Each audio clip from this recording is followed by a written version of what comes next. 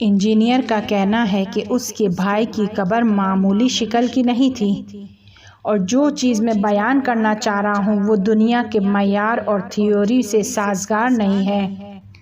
قبر کی لمبائی 500 میٹر اور اس کا عرض 300 میٹر کا تھا۔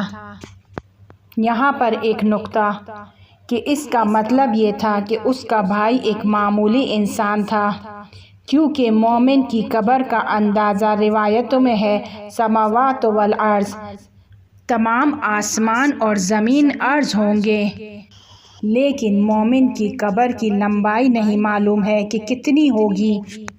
اب یہ انجینئر کہتا ہے، میرے بھائی کی قبر کے اطراف میں جو دیواریں تھیں وہ 100 میٹر لمبی تھیں، اور میں دیوار کے اس طرف نہیں دیکھ سکتا تھا، میں رضا کو واضح طور پر نہیں دیکھ سکتا تھا، لیکن اس کی میت وہاں پر موجود تھی، ایک افقی ہالے کے اندر تھی، روئی کی صورت میں تھی، میں ہالے کے اندر دیکھنے کی قدرت نہیں رکھتا تھا، وہ ایک عام انسان کے قد کے برابر تھا اور جیسے ہوا میں تیر رہا تھا۔ اس کے نیچے بھی 100 میٹر کی جگہ خالی تھی اور اس کے اوپر ایک قبر کے اندازے کے مطابق جگہ خالی تھی، اور اس سطح کے بعد بادلوں کی طرح نظر آ رہا تھا۔ وہ کہتا ہے کہ میں نے جو کچھ دیکھا وہ اس دنیا سے بہت مختلف تھا، اس دنیا میں دنیا کے مکان اس دنیا کے مکان سے مختلف ہیں، ہم اس دنیا کے مکان کو جسمانی آنکھوں سے نہیں دیکھ سکتے، اس کو صرف روح کی آنکھوں سے دیکھ سکتے ہیں۔ اور پھر ایک مثال دیتا ہے کہ مثلاً اگر آپ کو ایک خون کا قطرہ دیا جائے تو آپ کیا دیکھیں گے؟ آپ دیکھیں گے کہ لال رنگ کا ایک دائرہ ہے، لیکن اگر اس کو دوربین سے مائکروسکوپ سے دیکھا جائے تو اس میں آپ کو سیلولز بھی نظر آئیں گے، وائٹ سیل بھی نظر آئیں گے، ریڈ سیل بھی نظر آئیں گے، یلو سیل بھی نظر آئیں گے، باقی اور تمام چیزیں بھی نظر آئیں گی۔ کہتا ہے کہ اس عالم کا یہی حال ہے۔ اور وہاں پر ایک بہت اچھی خوشبو تھی۔ وہ کہتا ہے کہ مجھے بہت تجسس ہوا کہ میں دیکھوں کہ دیوار کے اس طرف کیا ہے۔ میں دیوار کے اس طرف گیا، پسلی کھاتا ہوا گیا، اور جب میں دیوار کے قریب پہنچا تو میں چاہتا تھا کہ دیکھوں دیوار کس چیز کی بنی ہوئی ہے، ایک قسم کے نور سے بنی ہوئی تھی۔ جیسے ہی میں نے اس فضا میں داخل ہونا چاہا، وہاں کی خوشبو 1000 برابر ہو گئی۔ دیوار کی چوڑائی 50 میٹر کی تھی۔ اس شیرین رنگ کی فضا میں میں آہستہ آہستہ آگے کی طرف بڑھا، اس کے بعد ایک اور رنگ کی فضا میں گیا۔ اب میں اپنے آگے صاف دیکھ سکتا تھا، لیکن صرف تھوڑی مدت کے لیے ایک فاصلہ تھا۔ ایک گھر دیکھا جو بہت زیادہ خوبصورت تھا، ایک خوابی گھر تھا کہ جو انسان ڈریم میں فقط دیکھ سکتا ہے، انتہائی خوبصورت مقام اپنی تمام طراوت اور رنگوں کے ساتھ تھا۔ میرے پاس الفاظ نہیں ہیں کہ میں اس مکان کو بیان کروں کہ وہ کیا تھا اور کیسا تھا۔ اس کے علاوہ وہاں پر بہت زیادہ درخت تھے، نہریں تھیں، پرندے تھے کہ اس کی نظیر دنیا میں نہیں ملتی۔ درخت زمینی درخت کی طرح نہیں تھے، نہریں دنیاوی نہروں کی طرح نہیں تھیں۔ بعض درخت شیشے کی مانند تھے، شاخیں تنے اور پتوں کے اندر دیکھ سکتے تھے۔ بعض درخت بخار کی مانند تھے، بھاپ کی مانند تھے، بعض جیلی کی طرح تھے۔ ہر درخت کا گرو ایک خاص قسم کا بنا ہوا تھا۔ نہروں کا پانی نور کے رنگوں کا تھا، ایسے رنگ کے جو دنیا میں نہیں ہیں۔ وہ کہتا ہے کہ آپ کو میری بات پر یقین نہیں آئے گا، اور آپ حق رکھتے ہیں کہ آپ میری بات کا یقین نہ کریں۔ ملا صدر ایک تعبیر بیان کرتے ہیں، بہت ہی شیرین، بہت ہی اعلیٰ کلام، کہ جس کے پاس مکاشفہ نہیں اسے علم کی کوئی سمجھ نہیں، یعنی اگر کسی کے پاس برزخی آنکھیں نہیں ہیں، اس کا اس دنیا سے رابطہ نہیں ہے، تو اسے اس دنیا کے قانون سمجھ نہیں آئیں گے، اسے اس دنیا کے احکام سمجھ نہیں آئیں گے۔ جب ہم صراط مستقیم کا لفظ سنتے ہیں تو ہمارے ذہن میں کیا آتا ہے؟ ہم سمجھتے ہیں کہ صراط مستقیم صراط ایک پل کا نام ہے، ایسا پل کہ جس سے ہم پھسل کر جہنم میں گر جائیں گے۔ جبکہ ملا صدرہ کہہ رہے ہیں کہ پل اس طرح کا پل نہیں ہے، صراط کے معنی پل نہیں ہے، صراط ہائی وے کا نام ہے۔ اور جب قرآن کہہ رہا ہے صراط المستقیم، یعنی آگے کی طرف کا راستہ نہیں بلکہ آسمان کی طرف کا راستہ ہے، وہ راستہ کہ جو آپ کو ملکوت کی طرف لے کر جائے۔ انجینئر کہتا ہے کہ مجھے یہ افتخار ملا کہ میں برزخی جنت کو دیکھوں، لیکن دور سے بہت ہی لطیف لمحات تھے۔ میں چاہتا تھا کہ آگے جاؤں اور جنت کی طراوت میں داخل ہوں۔ میں تھوڑا سا آگے ہی گیا تھا کہ روحانی آواز نے مجھ سے پوچھا، کیا کر رہے ہو؟ میں نے کہا کہ میں جنت میں جانا چاہتا ہوں۔ تو وہ کہتا ہے کہ نہیں، تم جنت میں نہیں جاؤ گے، افسوس کہ اس کام کی اجازت نہیں ہے۔ جیسے ہی اس نے یہ کہا کہ جتنی لذت کو میں نے حاصل کیا تھا وہ سب ختم ہو گئی، میں جنت میں داخل نہیں ہو سکتا تھا۔ اپنی آنکھوں سے جنت کو دیکھ رہا ہے لیکن اس میں داخل نہیں ہو سکتا۔ ایک استاد کے جو فاضل اور کمالات کے مالک ہیں، ان کے سسر کا انتقال ہوا اور وہ کہتے ہیں کہ ان کی موت کے بعد کسی نے ان کو خواب میں دیکھا اور ان سے پوچھا کہ اس طرف کیسا ہے، تو انہوں نے کہا کہ اس طرف برزخی جنت اس قدر خوبصورت ہے کہ تمام عمر سجدہ کرتا کہ ایک لمحے کے لیے آ کر یہاں کو دیکھوں تو یہ اس قابل تھے وہ تمام سجدے۔ اس طرف کیا خبر ہے؟ اور یہ تمام چیزیں معمولی انسان کے لیے ہیں، ایسے افراد کے لیے ہیں کہ جو اپنی نمازوں کو آخری لمحوں میں پڑھتے ہیں۔ مومن کے لیے، دین کے پابند افراد کے لیے اور ہی بہترین مقام ہے۔ منہج الصادقین میں نقل ہے کہ حضرت یوسف علیہ السلام نے ایک انتہائی خوبصورت جوان کو دیکھا اور پھر جبرائیل علیہ السلام ان سے پوچھتے ہیں کہ اس کو جانتے ہو؟ تو حضرت یوسف علیہ السلام کہنے لگے کہ نہیں، میں نہیں جانتا۔ اب جبرائیل کہتے ہیں کہ یہ وہی شخص ہے کہ جس نے اپنے بچپن میں تمہاری گواہی دی تھی، اب یہ بڑا ہو گیا ہے۔ حضرت یوسف علیہ السلام نے اسے اپنے پاس بلایا اور کہتا ہے کہ میں تم کو ایک منصب دینا چاہتا ہوں، ایک ذمہ داری دینا چاہتا ہوں۔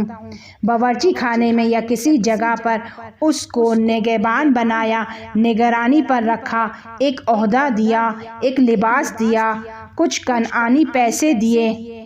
جبرائیل نے کہا کہ اس نے تمہارے لیے صرف ایک گواہی دی تھی، تم نے اس کو کس قدر عطا کیا ہے، کس قدر اہمیت دی ہے، تم نے کس قدر خدا کی گواہی دی ہے، نماز میں گواہی دی ہے، خدا کس قدر تم کو اہمیت دے گا۔ اسی لیے تو فرمایا ہے کہ لا الہ الا اللہ جنت ہے۔ امام سجاد علیہ السلام فرماتے ہیں تعجب نہیں ہے کہ کوئی جنت میں جائے، تعجب یہ ہے کہ کوئی جہنم میں چلا جائے۔ کتنا بیچارہ ہوگا وہ شخص کہ جو جنت کو چھوڑ کر جہنم میں چلا جائے۔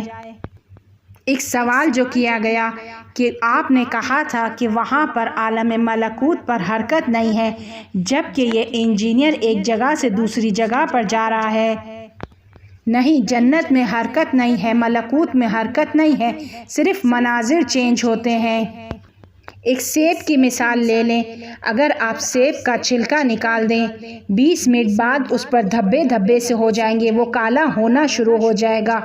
وہ کیوں خراب ہوگا؟ اس لیے کہ وہ حرکت کی حالت میں ہے۔ اور جب اسی سیب کو آپ فریج میں رکھ دیتے ہیں تب بھی وہ حرکت کی حالت میں ہے۔ ایک دوسری حرکت کہ جو حرکت کو معکوس کرتا ہے اور وہ درجہ حرارت حرکت کو روک کے رکھتا ہے۔ عالم برزخ میں بھی حرکت نہیں ہے، حرکت مادے کا کام ہے۔ جیسے ہمارے خیال کا چہرہ نہیں ہوتا، عالم برزخ بھی ایک طرح سے ہمارا خیال ہے، ہمارے خیالی پلاؤ کی طرح نہیں ہے وہ خیال۔ جس طرح قیامت مادی نہیں ہے، جسم ہے لیکن مادہ نہیں ہے، بوڑھے نہیں ہوں گے آپ۔ یہ جو کہتے ہیں سید الشباب الاہل جنہ، وہاں بچے نہیں ہیں، بوڑھے نہیں ہیں، وہاں پر سب کچھ اعمال اور اخلاص کی بنا پر ہے، روح کی نشاط کی بنا پر ہے، جس کا اخلاق بالا تر ہے۔ ایسا جسم کہ جس کا مادہ نہیں ہے، شاداب تر ہے۔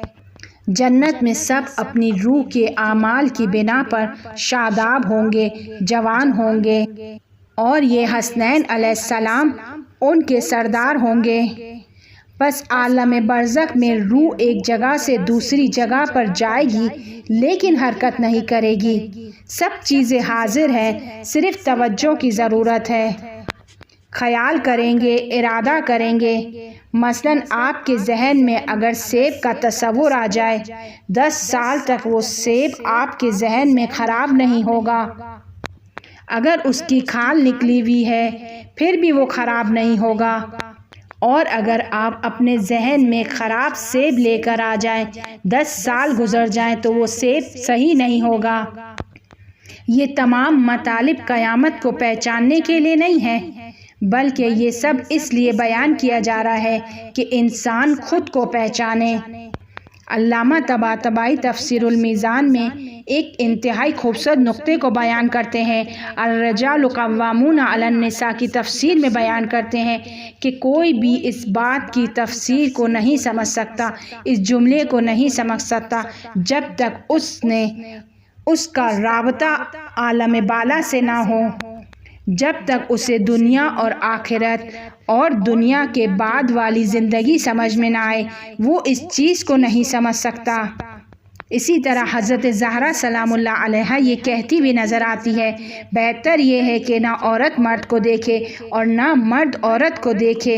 یہ کب سمجھ آئے گا کہ جب ہم اس دنیا کو اور اس دنیا کو سمجھ پائیں۔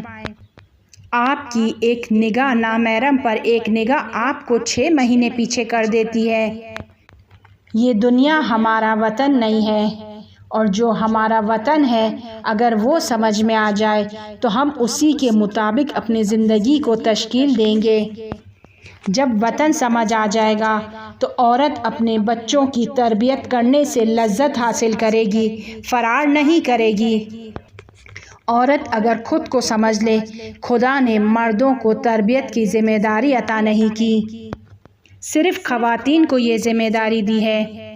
اب انجینئر کہتا ہے کہ میں ایک لمحے کے لیے اپنے بھائی کی قبر کے کنارے تھا اور چاہتا تھا کہ اس دیوار سے گزروں، اس برزخی جنت کو دیکھوں، لیکن روحانی آواز نے منع کر دیا۔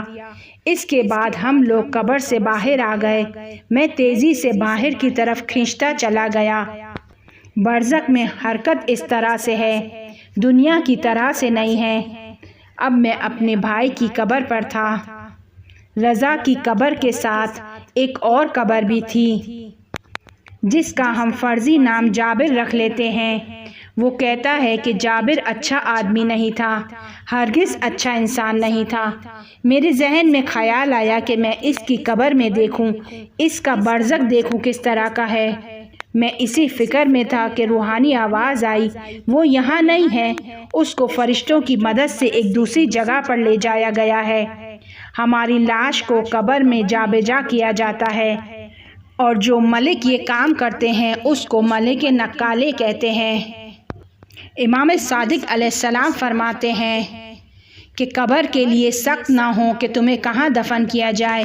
اگر مومن ہوگے کسی بھی سرزمین پر دفن ہوگے، حتیٰ اگر صحرا و بیابان میں بھی ہوگے، ہم سے ملحق ہو جاؤ گے، اور اگر مومن نہیں ہوگے ہمارے کنارے پر بھی دفن ہوگے، جا بجا کر دیے جاؤ گے۔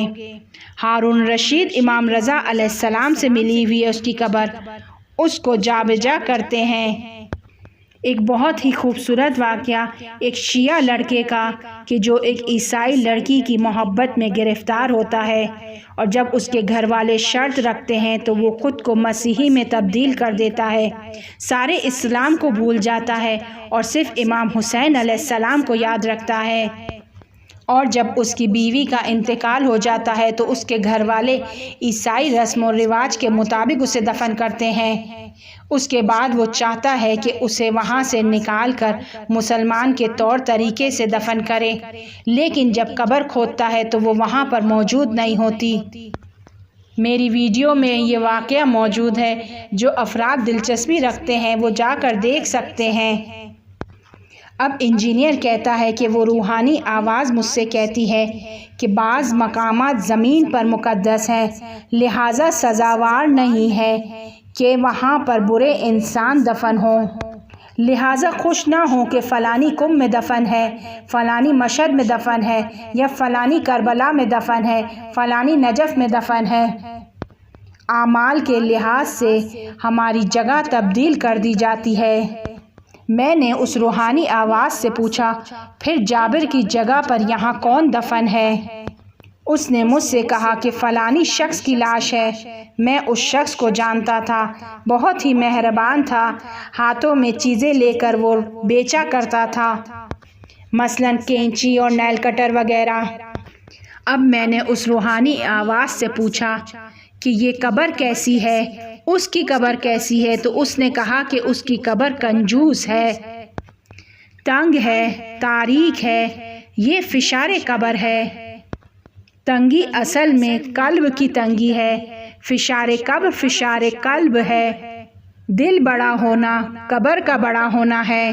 وہ کہتا ہے کہ یہ آدمی کنجوس تھا، تنگ نظر تھا، اس کی قبر بھی تنگ اور تاریک ہے۔ وہ کہتا ہے کہ اس کی قبر اس قدر تنگ اور تاریک ہے کہ تم تصور بھی نہیں کر سکتے۔ البتہ قبر کی ایک جگہ سے جہنم کا منظر اچھی طرح سے نظر آتا ہے۔ جیسے ہی روحانی آواز ختم ہوئی، کچھ سیاہ لباس والے قبرستان میں داخل ہوئے۔ انہوں نے تابوت اٹھایا ہوا تھا۔ ایک عورت کا جنازہ تھا کہ جو تابوت کے اوپر اس کی روح کو میں دیکھ رہا تھا۔ اس کا چہرہ دراز تھا اور گھوڑے کی شکل کا تھا، گھوڑے کی شبیہ، لیکن گھوڑا نہیں۔ آیت اللہ جواد عاملی کہتے ہیں، درد یہ نہیں ہے کہ گھوڑا ہے۔ کون انسان خوش نہیں ہوگا کہ اس کی شکل گھوڑے کی ہے؟ وہ کہتا ہے، درد اس وقت ہوتا ہے کہ جب وہ جانتا ہے کہ میں انسان ہوں اور اس کی شکل گھوڑے کی ہو۔ یہ دردناک عذاب ہے، اور امکان ہے کہ ایک ہی وقت میں آپ کی شکل چند جانوروں کی طرح ہو۔ اب انجینئر کہتا ہے کہ وہ خاتون چیخیں مار رہی تھی، انتہائی وحشتناک انداز میں چیخ رہی تھی، کیونکہ بدن سے تعلق رکھتی تھی اور چاہتی تھی کہ بدن میں واپس چلی جائے۔ مسلسل پیچھے جا رہی تھی اور پھر تیزی سے خود جسد کی طرف دوڑتی تھی اور نالہ و فریاد بلند کرتی تھی، اور اس کوشش کا اس کو کوئی فائدہ حاصل نہیں ہو رہا تھا، لیکن پھر بھی وہ مسلسل یہی حرکت کیے جا رہی تھی، یعنی بار بار پیچھے جاتی تھی اور پھر میت کی طرف دوڑتی تھی۔ اب انجینئر نہیں چاہتا کہ اس کو مزید دیکھے، لہٰذا اب وہ اس کو نہیں دیکھتا ہے، اور اس کا ذہن قبرستان سے تھوڑا دور کچھ کھڑے ہوئے لوگوں کی طرف گیا۔ وہ کہتا ہے کہ کچھ افراد کی روحیں تھیں، ان کے قبر کے ساتھ تھیں اور پخانہ کھا رہی تھی۔ بہت ہی وحشتناک منظر تھا۔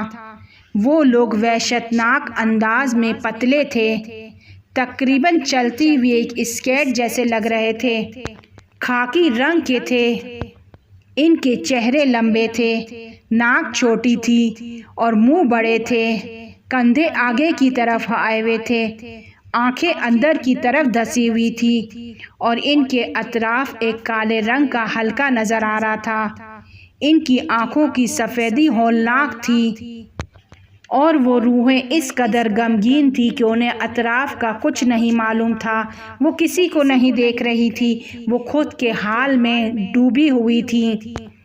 ایک اہم نکتہ، ہم لوگ دو افراد کو خواب میں نہیں دیکھتے ہیں۔